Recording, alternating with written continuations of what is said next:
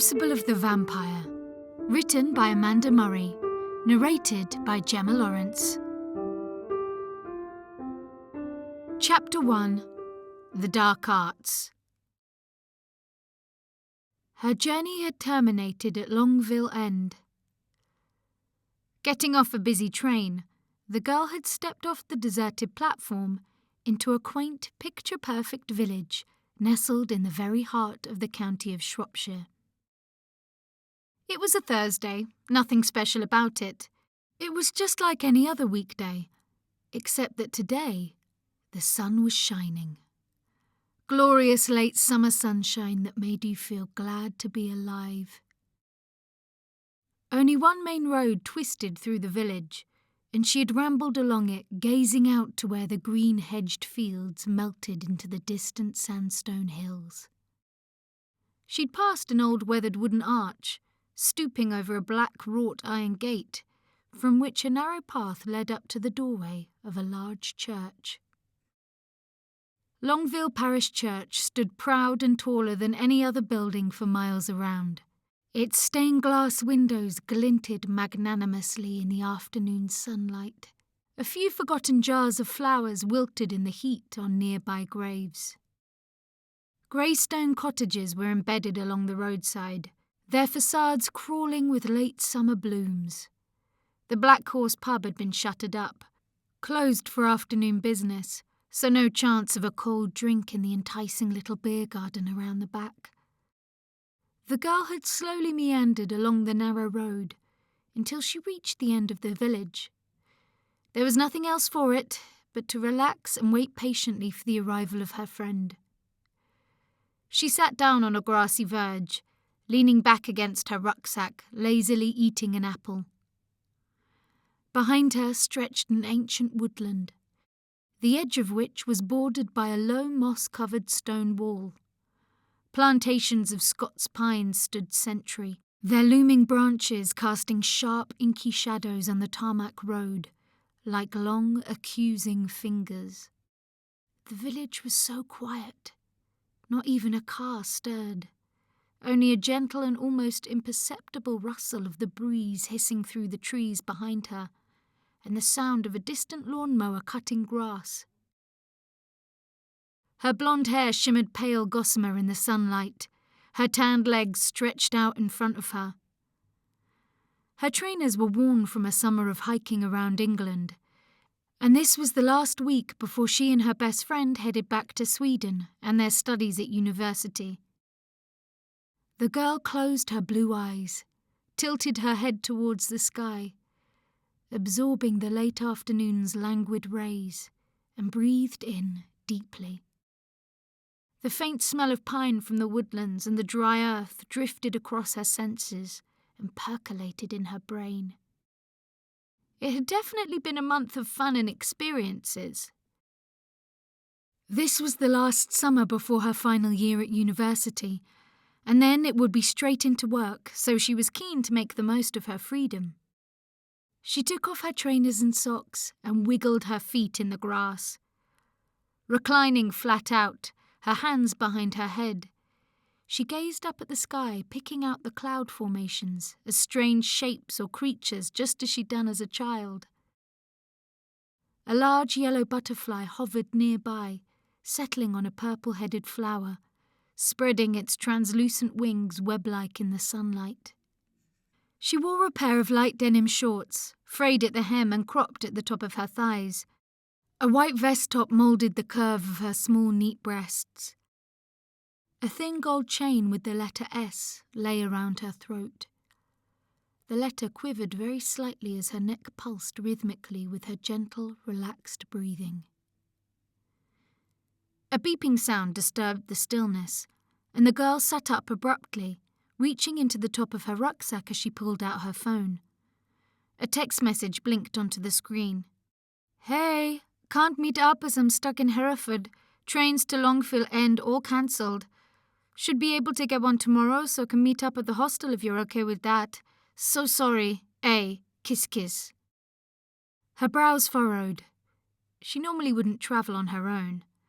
It wasn't that she didn't feel safe in this sleepy place, but it was a rule that her parents had instilled into her before she'd gone travelling. She wondered whether there was anywhere to stay in the village, but she hadn't remembered seeing anything that resembled a hotel or B&B, and the pub definitely didn't offer accommodation. The hostel they'd been planning on staying at that night was only around 5 or 6 miles away, so she should get there in ample time before it started to get dark, if she left now. With a resolved sigh, she tossed away her apple core and rummaged around in her bag for her map. She had picked up one of the local tourist information guides when she'd got off the train at Longville End station earlier. She opened the leaflet to the map section. She looked up and gazed intently at the landscape around her, trying to orientate herself. Unusually, there was nobody around to ask, and her friend was the better navigator out of the two of them. She sighed. How difficult could this be? To get to where she was heading, it looked from the map that there was a shortcut through the woods, which would save her a couple of miles and hopefully some time. The map indicated that there were plenty of trails and picnic spots, so it was obviously a safe route. She decided she would head out in a northwesterly direction through Jacob's Wood and perhaps visit Longville Falls on the way. If she could cross the river, then she could also swing by Baron's Cross, where an ancient Neolithic tomb was marked on the map. She could then get back on the main road on the way to the hostel. She picked up her phone to message her friend back. "Hey, that's okay. Have fun with your cousins, and I'll let you know when I arrive. See you tomorrow. S. Kiss kiss." The phone beeped to say that the message had been sent, but she noticed that the battery on the phone was signalling red. Almost out of charge. That's weird, she thought. It was almost a full battery when I arrived here. The girl stuffed the map into her pocket, swung her rucksack on her back, and turned in the direction of Jacob's Wood. She walked past a low, crumbling grey stone wall that circumnavigated the edge of the woodland. It looked like the boundary of an old country estate. She thought nothing of it. The woods weren't marked up private property. She entered Jacob's Wood via a small stony track that meandered downhill. She slipped a little, as the path was dry after the rainless summer months, and the small shingle pebbles were loose underfoot. She continued on, following the path for about a quarter of a mile, until it reached the edge of an escarpment. The sudden sharp upward slant of the land surprised her, and she stared, transfixed, at the ancient landscape that unfolded in front of her. Undulating green fields, crisscrossed in the distance, brushing the descending blue. Clusters of houses, small hamlets and isolated farmhouses, hunkered down into the land, like large rocks, with grey tendrils of roads winding through the hedged fields. She could see for miles. The river Tern glistened and snaked towards the Welsh hills, like a fat blue pencil line. She took out her phone to take a photo, but the battery was now completely dead. Great, thought the girl. No friend and no phone.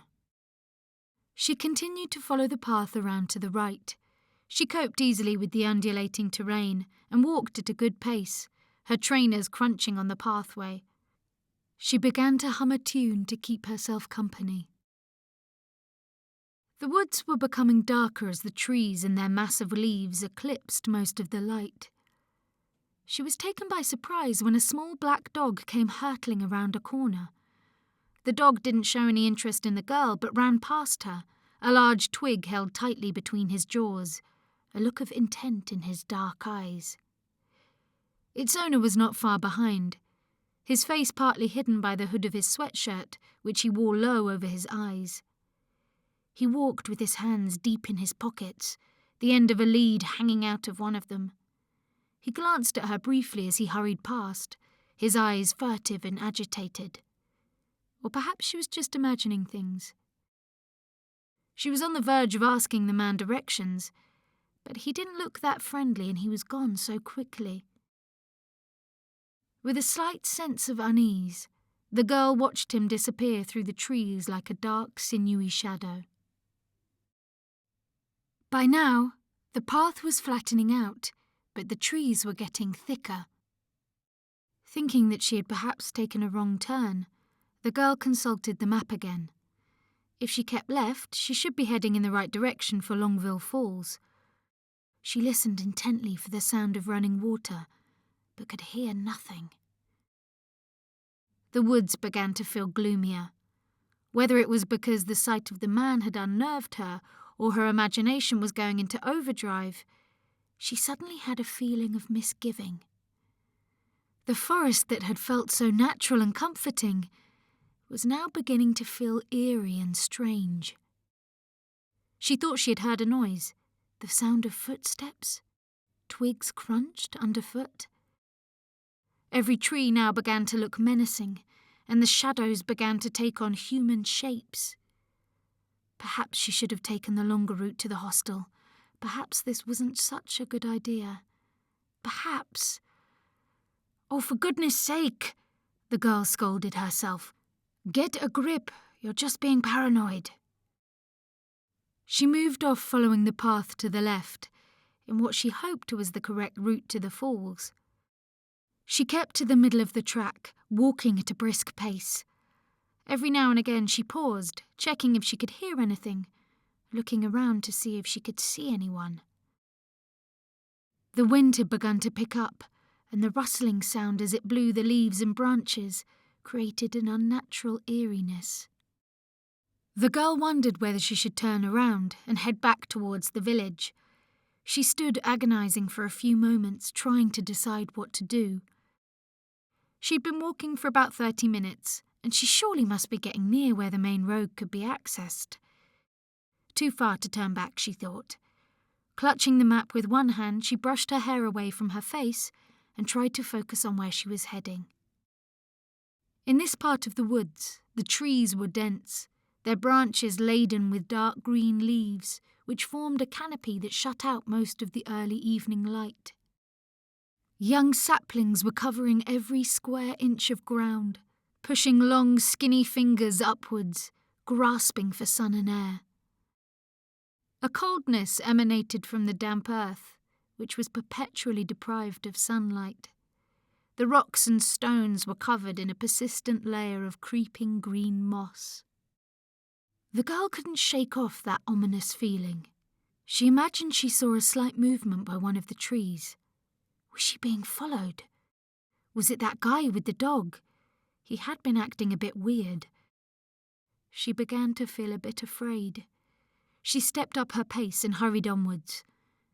She thought she could hear the sound of water in the distance. If only she could get to the falls, the road was just the other side of the river. Then she would be out in the open again and safe.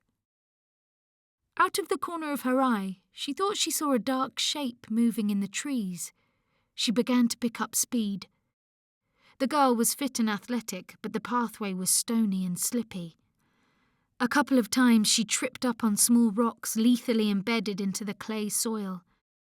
She fell and bruised her knees. Her bare legs were splattered with mud and in places bleeding from where the thorns and overhanging bushes had lashed across her skin. She was sure she could hear the sound of running water getting closer, and she surged forwards. Her heart was pounding in her chest, and the thud of her feet reverberated throughout the woods. Up ahead, she noticed a deep ditch on the left of the pathway, almost hidden from view, where brambles and bushes cloaked the crevice. Thinking it would be a good place to hide while she caught her breath, she ran towards it, scrambling down into the narrow opening, and slid almost 6 feet down, where she squatted on the damp earth, pressing herself hard against the side of the ditch, willing herself to disappear. She pulled some of the loose branches and twigs over her body in an attempt to conceal herself. Trying to steady her panicked breathing, she felt the coolness of the soil permeate her warm skin. Someone was nearby. She could hear their footsteps approach. She remained motionless, rooted to the spot. A twig cracked underfoot only a few feet away from her hiding place. The creeping unease coursed through her veins like anesthesia. She waited anxiously while someone paced up and down, and just as suddenly, they retreated. She heard the sound of them shuffling along the path back into the woods. After a few moments, the girl cautiously raised her head above the ditch so she could see the pathway. There was no one there. She listened for voices and the sound of movement, but there was nothing. She waited a little longer, deciding whether or not to try and make a run for it or stay where she was until it was dark and then make her escape. According to the map, she wasn't that far away from the falls. Could she make it if she ran? She wanted to be out of those woods and away from whoever was lurking in the shadows. She couldn't stand to be in that place any longer. Mustering all her strength and courage, the girl crept to the edge of the trench, ensuring that it was safe to exit. Digging her trainers into the soft earth to get a foothold and pulling on the bough of an overhanging bush, she pulled herself out of the hole. On her hands and knees, at the base of a large tree which shielded her from view, she tried to stand up. Something was pulling her back. She panicked, lost her balance and almost fell back into the ditch. Quickly realising that her rucksack had got entangled in some ivy that was creeping along the woodland floor, she pulled hard until the ivy snapped and she was free. She didn't hesitate for a moment, but turned on her heels and ran. She ran hoping that she was heading in the right direction, that she would make it out of the woods without mishap, that she would see her friend tomorrow and that this was all a horrible bad dream. Her legs were tired and aching, her rucksack was growing heavier and she was out of breath, but she didn't stop. She kept running as if her life depended on it. She didn't stop to check if she was still being followed. She knew she was in trouble. Her fear was instinctive. She burst into a clearing, where a steep bank with exposed, gnarled tree roots opened out onto a gentle stream. A gap in the tree canopy meant that the light was able to reach the ground and lit up a small waterfall which glimmered and sparkled. "Longville Falls, I've made it!" thought the girl, overwhelmed with relief. For a few moments she stood there catching her breath, deciding what she should do next, when out of the shadows stepped someone in a dark hooded robe. Gripped with surprise and fear, she took a few steps backwards. "Who are you?" she shouted. Her Swedish accent echoed, anguished and terrified in the stillness of the ancient woods.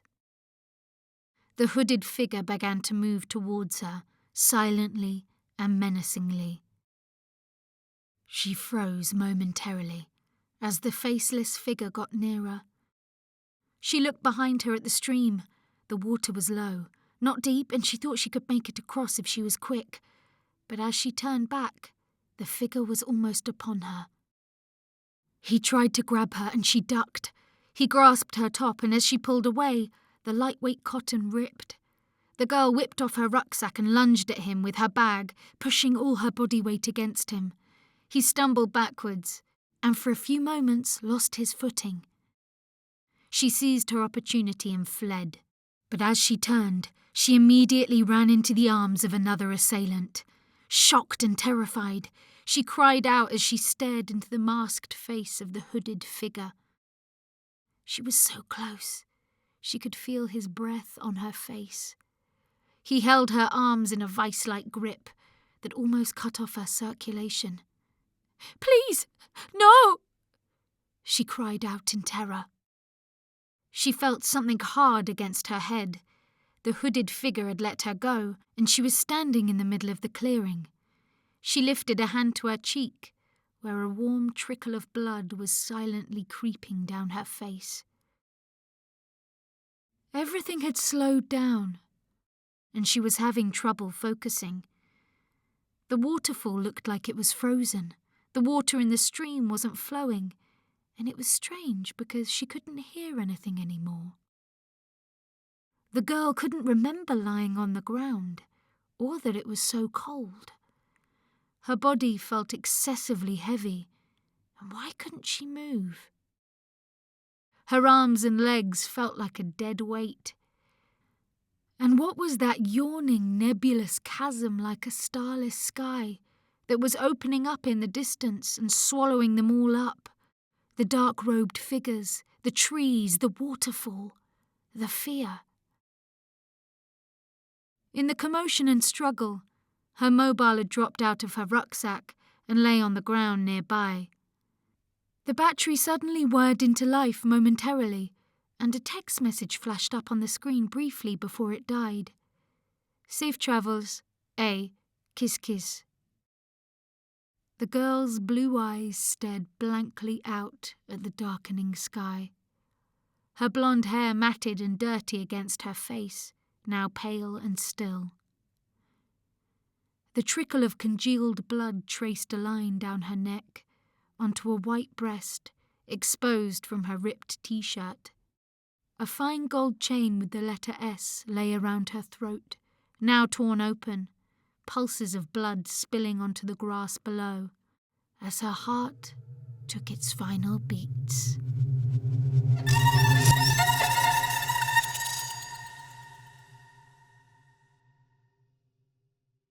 The rains had been heavy in the spring of 1649, and the stream that had once gently meandered through the ancient woods had become a swollen river. It sliced into the muddy banks as it gushed past, gathering soil and plant debris in its wake, on its way from the Shropshire hills down to join the River Severn in Shrewsbury. In spite of the inclement weather, the trees had begun to sprout their new season's growth, and the bare twigs and branches were disappearing fast under the onslaught of spring. In the clearing sat an old man, perched on a tree stump, his hair grey and unkempt, his clothes dirty. Ragged and dishevelled, he looked like he'd been sleeping rough. In front of him a black cauldron was suspended over an open fire, in which he was cooking something.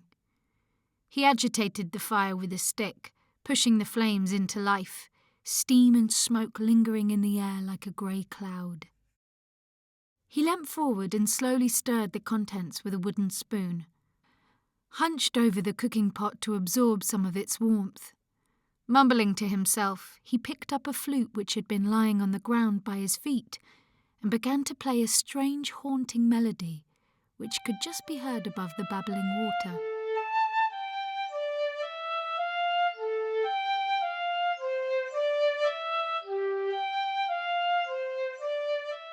His gnarled and dirty fingers played with surprising dexterity. The eerie tune drifted along with the smoke from the fire, curling through the trees and vanishing in the undergrowth.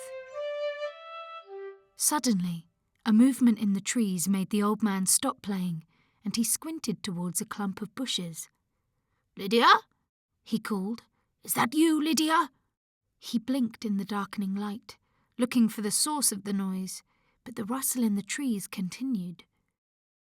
He was sure he could hear something or someone. It was approaching dusk. There was a chill in the air, and the gentle breeze and shadows of the trees must be playing their tricks again. He picked up the flute and began to play once more, his eyes all the while searching for any movement in the undergrowth. For a few moments, he paused and called out again. "Lydia? Come, Lydia!" Suddenly, from behind some trees, he was surprised to see a group of parliamentarian soldiers swiftly entering the clearing. The country had been ripped apart by a brutal civil war, which had been raging across the land for 7 long and bloody years. The conflict had instilled mistrust and fear among the people, and for the old man, the sight of soldiers gripped him with terror and dread. He was no match for the 4 armed men, or their swords and muskets. He dropped the flute and tried to run, but the ground was damp and slippery. He was grabbed unceremoniously by 2 of the soldiers, who held him in a steely grip, while the other 2 punched and kicked him to the ground. The old man's face was pressed against the cold soil. He could taste blood in his mouth. He was frightened, breathing heavily. The captain stepped forward, looking down at him. He shook his head and, turning towards the trees, shouted, "Master Stern, this is the man, Ezekiel Fletcher." He spoke Ezekiel's name with some contempt. An ominous silence descended on the group as the branches parted like the curtains on a stage, and a tall, cloaked figure moved towards them, his height accentuated by the wide-brimmed black hat he was wearing. Ezekiel watched the dark, shadowy figure approach. He held his breath, hardly daring to move. The soldiers stepped back, still pointing their muskets at him as he lay hesitantly on the damp ground. Stern stood over him, his face grim, his thin lips hidden behind his beard. His eyes were dark and hard as they bored into him. To Ezekiel, he looked in that moment like the Grim Reaper. Ezekiel shuffled to his feet, wiping the blood from his mouth with his dirty sleeve, nervously looking about him. "Ezekiel Fletcher, it is said abroad in the parish that you are given to the reading of dangerous books, enticing to the practice of hidden mysteries, of magic and enchantments." No, it is not true, sir," Ezekiel replied, glancing disbelievingly at Stern. "You are summarily accused of sorcery, witchcraft, and necromancy." Panic had started to rise in Ezekiel's voice. No, 'tis all lies." Stern was used to the denials. He had heard it all before. "Hear ye? Like his master Beelzebub, he is a consummate liar. Why, Ezekiel, you will have to do better than that. Whilst we watched you from amongst the trees, I, the captain and his men here, all plainly heard you calling for your daughter Lydia, and yet it is known abroad that your daughter is dead these past 9 months. Stern glanced around at the soldiers as they nodded in general agreement. "Further, since her passing, Lydia has been witnessed walking here in Jacob's Wood. What greater proof of sorcery does any God-fearing man need?" Stern had moved closer towards Ezekiel, causing a dark, ominous shadow to be cast over him. Why, sir, Lydia is my cat," pleaded Ezekiel. "I named her thus to keep alive the memory of my daughter, but by my troth 'tis true." Ezekiel looked pitifully at the soldiers, who at the mention of the cat began to think that perhaps Stern might have got things wrong. Perhaps this dishevelled old man was telling the truth. They shuffled uncomfortably. Stern, however, was not so easily taken in. He raised his hand and slapped Ezekiel across the face. His voice angry and sharp, he hissed, "You are a slippery fellow. Be ye not deceived by this wily gentleman. Through his practice of the dark arts, his undead daughter may appear at his side in many forms, be it cat or dog, toad or bat, owl or rat. Ye may be sure it is his daughter Lydia, risen through his lord Satan's unholy power." As he uttered this last sentence, Stern pointed a long, ominous, accusing finger at Ezekiel. "Sir, you do malign me. I am innocent of this charge." Ezekiel dropped to his knees and clutched the hem of Stern's cloak with his trembling hands. His old, withered face was white with fear. He was outnumbered and vulnerable in this ancient wood where wicked deeds were undiscovered and ignored. "Confess! Confess that you may be free of hell's torments," Stern said angrily, looking down at the prostrate old man, who was now fearing very much for his life. "For pity's sake, sir, you do wrong me," Ezekiel sobbed, as Stern kicked him away, pulling his cloak out of Ezekiel's grasp. Marching over to the cauldron and peering down into its dubious, steaming contents, Stern turned to the soldiers. "See, even as he lies to our faces, he prepares a restorative ointment for his familiar. Without it, the ghoul's corrupt flesh will rot and turn to dust, as all godly flesh must." No, it is not so. That is merely my supper, a modest pottage." Ezekiel had managed to stagger back to his feet. He clutched his hands together as if he was praying. "Is that so?" Stern did not look like he believed him. He picked up the wooden spoon lying beside the cauldron and scooped up some of the unappetizing contents. "Then I will not keep a man from his supper. Let us see you dine." Stern motioned to one of the soldiers, who pulled Ezekiel's head back, while Stern forced the boiling slop into his mouth. Ezekiel began to gag and retch, trying to spit out the hot liquid. "You see, he cannot stomach it," said Stern triumphantly. "It is, as I said, an unholy salve. He is a sorcerer. String him up." "No, no!" screamed Ezekiel, as the soldiers came towards him. "I'm innocent," he cried piteously, but the forest swallowed up his protests. The soldiers held him tight, while they tied his hands together and marched him out of the clearing, up towards an open grassy slope, where a large broad oak tree was silhouetted against the slowly darkening sky. The captain had rigged the hangman's noose over one of the lower, stronger branches of the tree, and underneath was an old upturned log. Ezekiel whimpered in terror at the sight of the noose. He struggled in vain. It almost seemed that this had all been planned, that he had already been found guilty no matter what he said. They pushed Ezekiel's head into the noose, and he heard the creaking of the thick rope as it tightened. Ezekiel continued to protest his innocence, but his words fell on deaf ears. "Now, join your master in hell!" Stern shouted, and kicked the log away from under Ezekiel.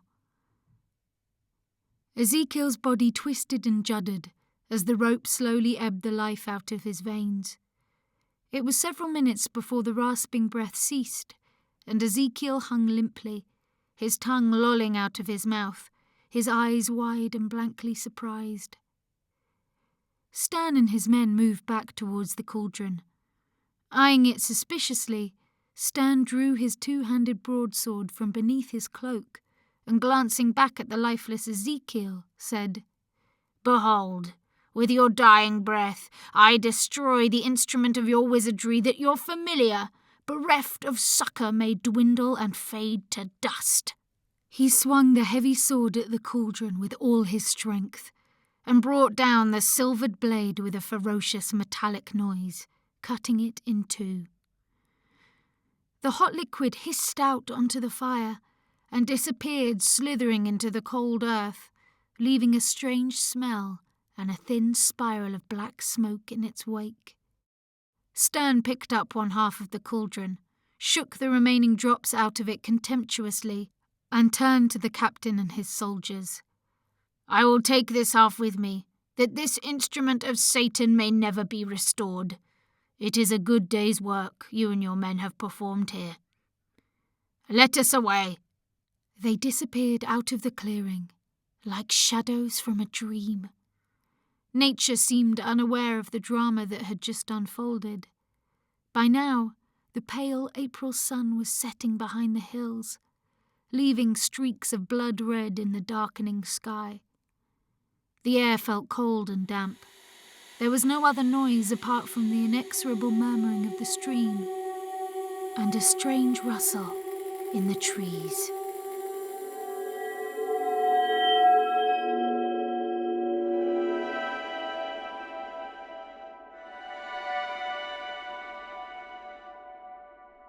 England, 2019. Walking briskly, Isabelle was feeling carefree, enjoying the warm sunshine on her face. She loved this view of the river, the verdant weeping willows bowing down into the water and dancing in the twisting current. She'd taken the long way round into town, so she could walk along the meandering riverside path and enjoy some much-needed fresh air. The river was swollen after the seasonal rains and was edging up the bank. A couple of weeks more of rain, and where she was now walking would be flooded and inaccessible. The dreariness of winter was almost forgotten in the spring warmth.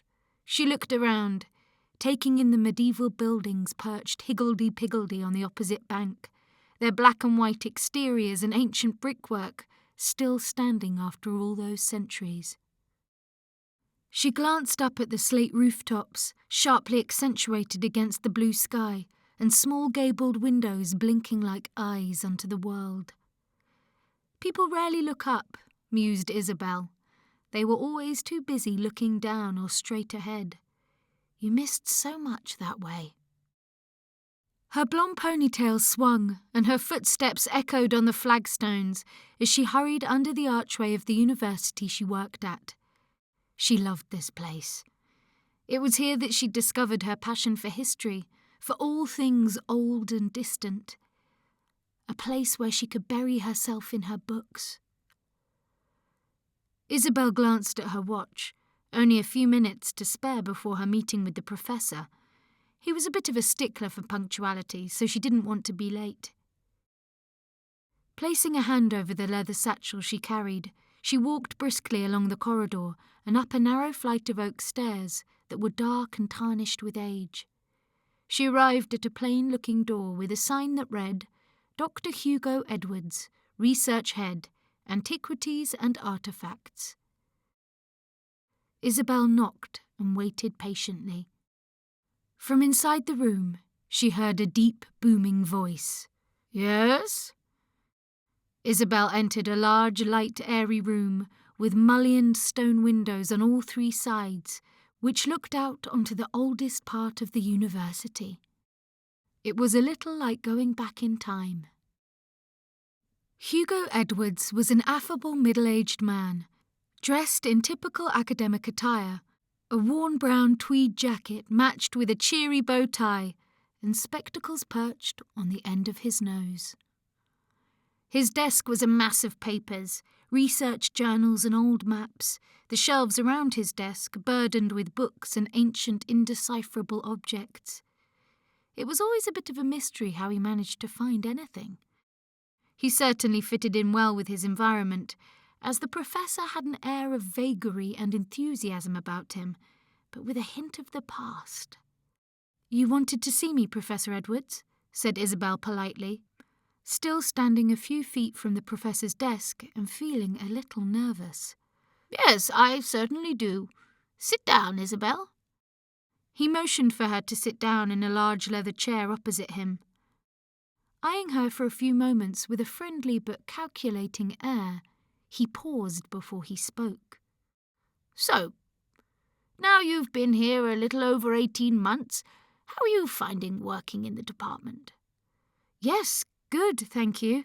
It's actually been pretty exciting for me, making the move from being a cataloguer to an assistant curator." Isabelle paused, suddenly wondering if there was a problem with her work. She leaned forward anxiously. "Everything is all right, isn't it?" Hugo looked a little taken aback. Glancing about his paper-strewn desk, he answered absent-mindedly, "Yes, I see. No, please don't worry, that's not what this is about at all. Far from it. Quite the contrary. I've only heard good things about you." Hugo folded his hands on the paper-laden table in front of him and looked down his spectacles at Isabelle. "No, something's come up, and as our Civil War period expert, I wanted you to take a look at it." Isabelle looked relieved. "That sounds interesting." "Interesting is a good word for it." The professor nodded in agreement. He began rummaging through a pile of papers heaped next to him, creating more chaos and disorder before he finally found what he was looking for. "Take a look at this." He handed Isabelle a large brown A4 envelope. Opening it, Isabelle took out several black and white photographs which she gazed at intently. They were images of what looked like a curved metal object, possibly an ancient bronze cauldron. It appeared to be partially buried in somewhere underground. "Do you recognize it?" Hugo asked, a curious look on his face. "Of course," replied Isabelle, who continued to examine the photographs earnestly. "It looks like the Stern Cauldron, so named because it was amongst the effects of John Stern, associate of Matthew Hopkins, the so-called Witchfinder General. It's in the Civil War collection because that was the time they were operating, but the cauldron is actually much older, quite possibly Celtic, pre-Roman period. Are these photos from when it was discovered? Isabelle looked up from the photos and stared quizzically at Hugo, her attention piqued. Yes and no, he said slowly. Leaning forward, he urged, take a closer look. Isabelle continued to peruse the images, her mind going over everything she could remember about the stern cauldron and the historical facts. Oh my goodness, this isn't our half of the cauldron, is it? It's the missing half. Isabelle looked up excitedly at the professor, her eyes gleamed with a hint of anticipation. Well, it might be. That's what I want you to find out, said Hugo dubiously, adjusting his glasses and fidgeting in his seat. He'd been in this situation many times before over the years. People thought they'd found something genuinely historical, and it turned out to be nothing but a fake. The photos and this letter were sent to me by a chap in Shropshire, one Carl Scott Morton. Bit of an eccentric, I think. Apparently doesn't have a phone, only communicates by letters. Taking a file from under some other binders, the professor tossed it across the desk at Isabelle. Anyway, it seems he'd been doing some renovation work to his stately pile and discovered it buried beneath the floor in his cellar. At least that's what he says. He may, of course, be aware of our half of the cauldron and knocked up a fake in the hope of raising some funds. Do you think it's genuine? Asked Isabelle, still marvelling at the thought that this might actually be the missing part of the famous stern cauldron. Hugo waved his hand expansively. Well, of course I'd like to. The fact that it's still partially in the ground suggests it might be, but you've only got to look at the British Museum's experience with the Risley Park Lancs to realise there are some awful crooks out there. The professor gave an imperious sniff at the mention of anyone who would try to make money out of historical artefacts. At face value, this case has some striking similarities. It's very much a case of caveat emptor. Isabelle continued to look through the photographs, deep in thought. Yes, but the Lancs was completely lost and then rediscovered. We at least have half of the cauldron already. Indeed we do, said Hugo, leaning back in his chair, staring at the papers on the desk in front of him in a distracted manner. Which should give you a considerable advantage when you come to look at Mr. Scott Morton's half. Isabelle put down the photographs and looked up sharply at the professor. You want me to go? Absolutely. You're an assistant curator now, and besides, I have to deal with some tedious financials for one of our benefactors. Dr. Edwards sighed. A lot of his job now was boring paperwork and funding issues, things that didn't seem to have anything to do with antiquities or artefacts. And to be honest, he was getting a little old to be stooping down on his hands and knees in a cold, dark cellar. Isabelle paused nervously. I'm not sure if I'm ready for this kind of responsibility. If I didn't think you were up to it, I wouldn't ask you to go. Oh, I'm not sure. Isabelle shifted uncomfortably in her seat, a myriad of thoughts pulsing through her brain. Half of her was excited at the prospect of discovering a rare treasure. The other half was very reluctant to head off to somewhere unknown. You may not be, but I am. You're going, and that's it. Hugo's expression made it clear that this was not up for discussion. Isabelle would be going to Shropshire, whether she liked it or not. Coming back to the cauldron, it seems odd to me that this has surfaced in Shropshire. As far as I understood it, Stern and Hopkins were only active in the east of England. Isabelle was flustered and was struggling to bring her attention back to the subject matter. Well, we only know what Stern was doing up to 1648, when he wrote his book, A Confirmation and Discovery of Witchcraft. Isabelle paused momentarily. She had actually read the book a couple of years ago at university, and she was desperately trying to recall the facts. The cauldron may relate to some later, undocumented adventure. If genuine, this missing half of the artefact may give us some answers. True enough, mused Hugo thoughtfully, distractedly playing with his fountain pen. He looked out of the window. It was coming up to 1 o'clock, and he could see a stream of students leaving the lecture hall and heading towards the Student Union building. He began to think of lunch. The smell of shepherd's pie was emanating from the refectory. He wondered whether it would be syrup sponge and custard for pudding. "Well, I've taken the liberty of booking you onto a train up to Shropshire tomorrow. You've got the rest of today to get ready." Isabelle tried to look excited at the prospect of a trip away from her cosy flat to look at the mysterious cauldron in the cellar, but she was struggling to hide her misgivings. "Thank you," she said quietly as she reached the door of the office, turning around to look at the professor, who was busily stuffing his mobile phone and some papers into a battered leather briefcase. He had already moved on to something else and didn't even look up. She sighed and closed the door softly behind her.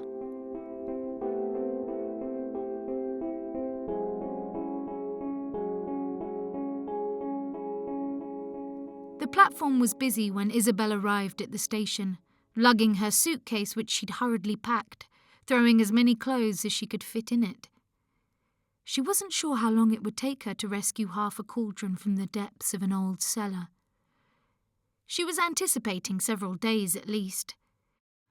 Excavating archaeological items was often long and laborious, but she had both the experience and patience to tease the cauldron out of the ground. Hopefully no damage had occurred during its latest discovery. She would soon find out. Thankfully, most of the people were waiting for the 13:45 to London, so by the time Isabelle boarded her train, the crowds had thinned. Anyway, she got a reservation, and she pushed on through the carriage, wheeling her suitcase behind her until she arrived at her seat. She settled herself in her window seat and looked out over the tracks and the grimy walls of the station. The sound of train doors hissed open and closed, each time wafting in a burst of cold air. Isabelle reached into her bag and brought out her book and phone, placing them on the table in front of her. She saw a middle-aged man across the aisle look at her from over his open laptop and frown slightly as he noticed her book, The Witchfinders. Isabelle had encountered this reaction before. People were always surprised to find a pretty petite blonde working in the dusty academic world of the past. But she loved it.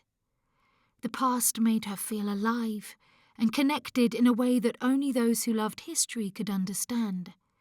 While at university, Isabelle had buried herself in study, immersed herself in the dark, dead embers of antiquity, which had made her a little serious and introspective. But on the other hand, she had landed herself a good job after graduating. Shropshire was almost 2 hours away, assuming there were no delays, but at least Isabelle didn't have to change trains.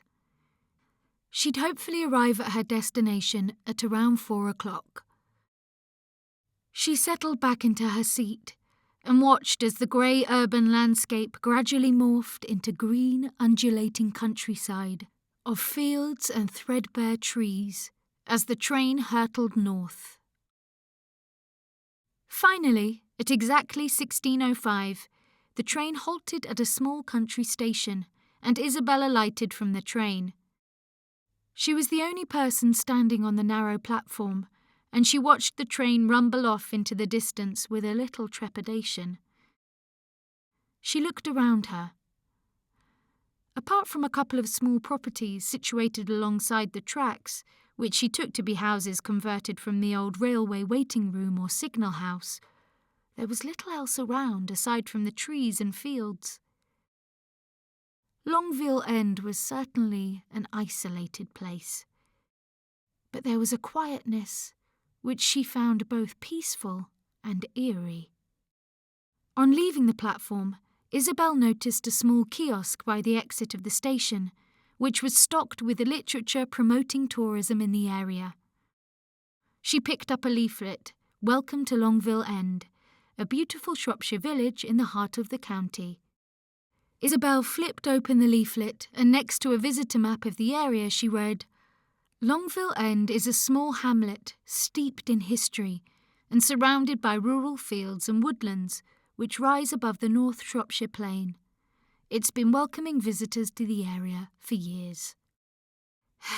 "And now I'm here," thought Isabelle. She tucked the leaflet into her coat pocket, thinking it might be useful. The sun was still casting a warm yellow hue in the blue April sky, and she could hear the sound of birds twittering in the spring afternoon. Isabelle gathered her things together and walked out of the station. She wasn't sure if the Scott Mortons were meeting her off the train or whether she should make her own way to the house. No other cars were waiting except a white taxi, its wheels muddy from driving through the country lanes.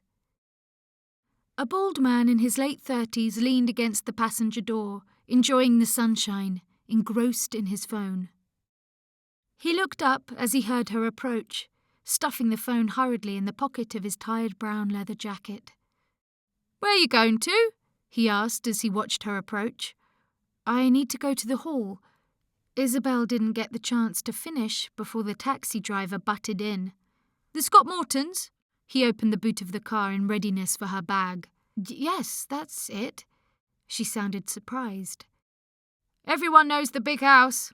The taxi driver slammed the boot shut and looked at Isabelle as he walked around to the driver's side of the car. "So, what are you doing up there? They don't get many visitors." "Well, I'm afraid my business with Mr. Scott Morton is confidential," Isabelle responded, a little huffily. Really, this man was being a little over-familiar. "Oh, confidential, eh? Sounds promising." Isabelle bristled as he gave her a smirk and a wink. There was something about his manner that she didn't like, something which put her on edge. But there were no other taxis about, so she had very little choice. "Shall we go?" Isabelle was sitting on the back seat, hoping that the hall wasn't too far away. She really didn't want to be chatting to this man any longer than was necessary, and besides, she really wanted to get there before it began to get dark. Isabelle ignored his last comment and spent the journey in silence, watching the countryside speed past as they drove towards Ashwell Hall. They didn't have to drive very far, in fact. The car slowed as it passed through a small and quaint village with an old red phone box on the corner of the high street and a traditional-looking pub. Isabelle didn't get a chance to see what it was called. It was quiet inside, and no lights were on. The taxi drove past a church and turned right towards a road that had thick woodland on either side. After a few more minutes, the car turned into a long tree-lined drive, where tall old oaks bent over like an arch, their leafless branches resembling ancient fingers intertwining.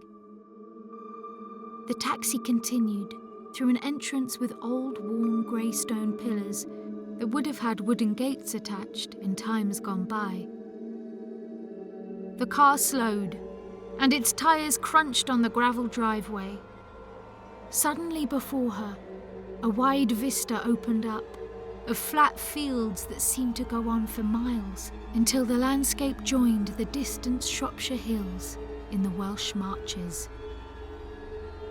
They came to a halt on the drive, in front of Ashwell Hall.